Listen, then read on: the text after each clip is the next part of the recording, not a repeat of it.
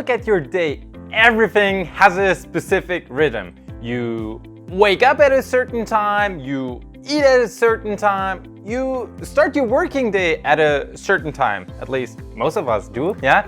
And all of these things you do in a specific way.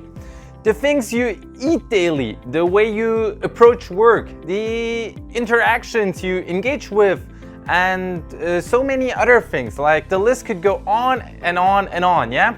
It's not only about you as an individual. I mean, different people and companies have different approaches in attaining certain goals. They get to a certain level of expertise and experience to generate a revenue goal that suits their company size by doing certain things. For you as a coach, as you jump into the role of an entrepreneur who at the core of their abilities have one particular thing in common, yeah? As an individual with a new business entity, you create a new business under your supervision, yeah? In the example of a coach, you are seen as an innovator of your own field of expertise, yeah? You can position yourself obviously as a copycat in promoting and positioning yourself exactly in the same way as someone else did, who is as well successful with their business. And this can and has even proven to work in the past and still applies to this day, an option to consider. But in the world of coaching, jokes aside, but this is a really hard thing to do. It's a brutal world flooded with new coaches every single day. In this scenario, you just have one option to pursue, yeah? Anticipate the needs of your target audience in accordance with your skill set, yeah? Taking a risk is at the very core of your being. That's the reality that you have to embrace in your role as a coach. A coach that taps his toes into the world of entrepreneurs. So, how can you mitigate these risks?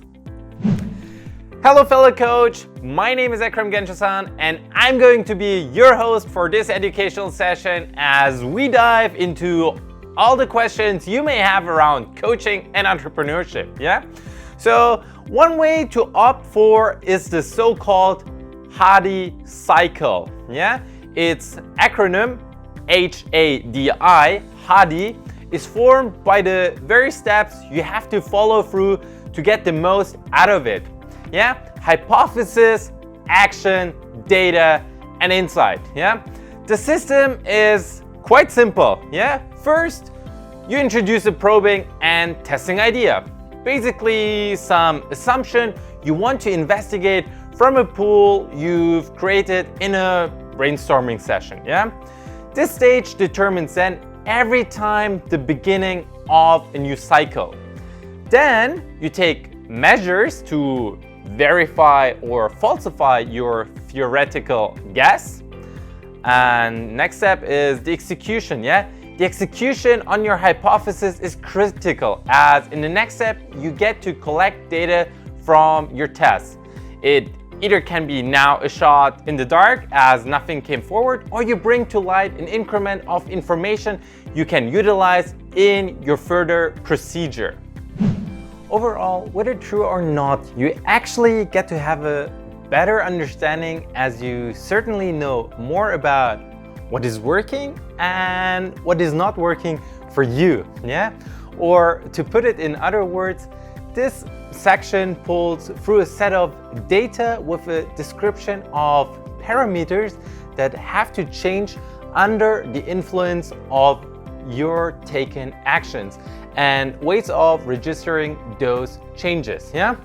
Having drawn some data, facts leave some room for interpretation as it guides the way to the last step, the insight stage of the HADI cycle, in which you restart the cycle of the HADI loop. Based on the gathered data, you are now in a position to analyze whether or not you have accomplished your goals, yeah? To sum it up, hypothesis, action, data, and insight is a constant that has to be repeated over and over again with some time you have one insight after another that will be your new starting point to begin with, yeah? And before we get to a tangible example to get a better idea of what we're talking about, let's dive shortly to the essence of the Hadi cycle, as the application of it will literally revolutionize every interaction with other people, your own business, and yourself. While one might assume that it's the repeated cycle, and it certainly does add great value to it, the real power is in its speed of implementation, yeah? The longer you sit down and sip some coffee to get going on accepting or rejecting your hypothesis, the less likely it is going to apply, yeah? We are in a fast-paced world, and in the coaching industry with so many new ideas being introduced, you need to act fast, yeah? As a rule of thumb, what can we say? You can take for yourself a 24-hour window to execute on your hypothesis, as it can take, depending on the scope of course, approximately a week to have any noticeable changes. Yeah, let me address here as well that the idea is not to experience the full extent of your hypothesis, but rather grasp the idea what it is capable of. After you're convinced that your idea is viable, it is worth pursuing, and in essence, you can scale it as you spend more time and resources doing that, yeah? And one last point I want to emphasize is to keep your eyes on the ball. And what do I mean by that? One hypothesis equals one cycle. Yes, one hypothesis, one cycle. Not more than one hypothesis in a cycle, as you can otherwise distort the result, as you are not entirely sure which particular twist has caused the outcome. Logical, right? If you're testing several things, you don't know which caused the result. Or even if one hypothesis might have been proven to be useful, yet you discarded it due to the other tested variable reducing or entirely taking away its benefits. On top of that, if both hypotheses lead to a positive outcome, you would be in need to reassess it, as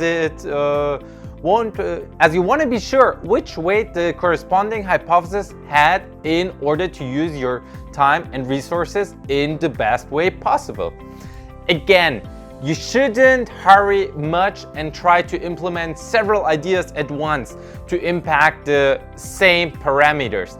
It will completely destroy the experiment's fairness and complicate the possibility of determining a hypothesis, whether it's successful or not. Now it's example time, yeah? So let's walk through our set of Hadi cycles for each of the 3 keystone areas that I like to embrace in the methodology and really teach you, your methodology, and your business, yeah? So a hypothesis for the part of you could be, I'm going to have a workout in the afternoon instead of the morning to get more things done, yeah?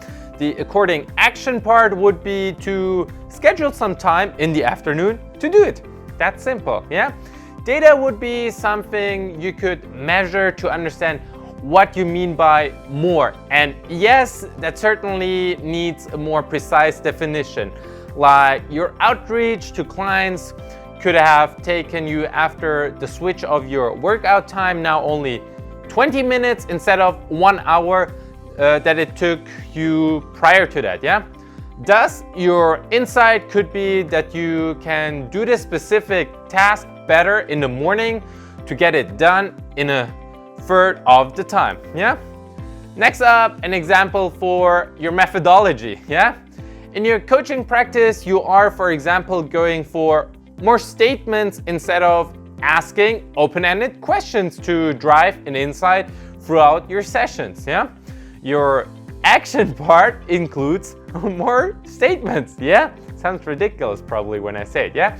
You can collect them to the data on the power of the insights and amount you could drive with clients, and your insight is then that you are better off with statements that make the client think or with questions.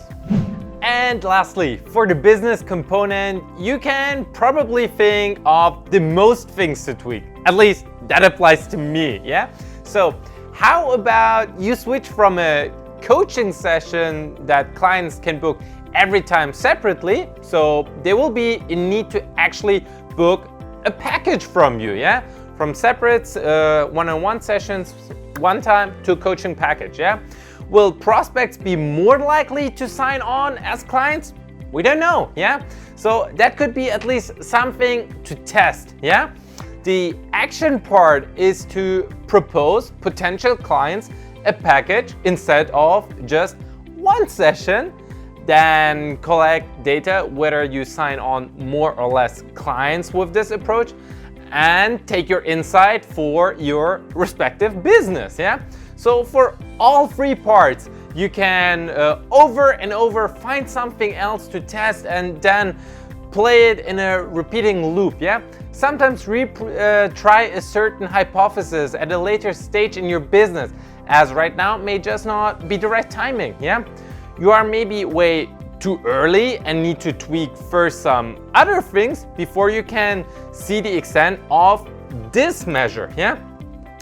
Whatever it is, as you work with this cycle for not only your coaching business, but actually on anything that is happening to you in your life, you can state a hypothesis, take action on it, collect data, get an insight out of it, and tweak it from there. And you'll be astonished how much you are going to spiral up in your life.